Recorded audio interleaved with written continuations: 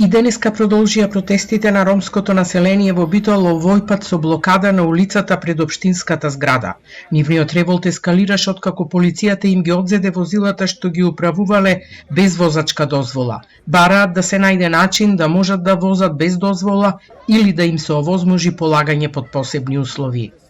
Само да го смени законот, да имаме ние што знаеме да возиме, да одиме на школа, да видат дали, ако немам школа, ама имам школа за возачката, јас сум господјо, зашто јас ја возам колата. Однеси син ми мене на болница, ќе го застана онде, ќе му ја зема колата.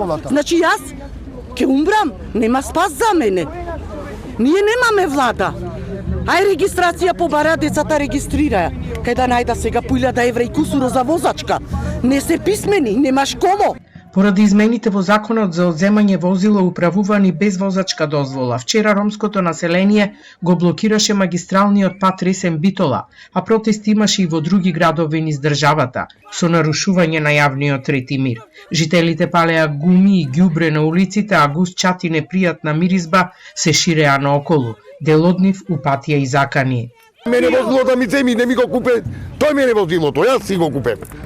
А нека да му го земиме ние на син му возилото, негово. Значи да ние на полиција не му има безгрешено. Ама од утре ако ми го земиме на полицијата возилото, ќе има проблеми.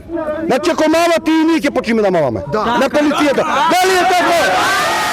Премиерот Христијан Мицковски денес кажа дека побарал од министерот за внатрешни работи жестока реакција за секој што го прекршил законот, се заканувал и го загрозувал мирот и безбедноста, за да не се повтори вчерашното дивење.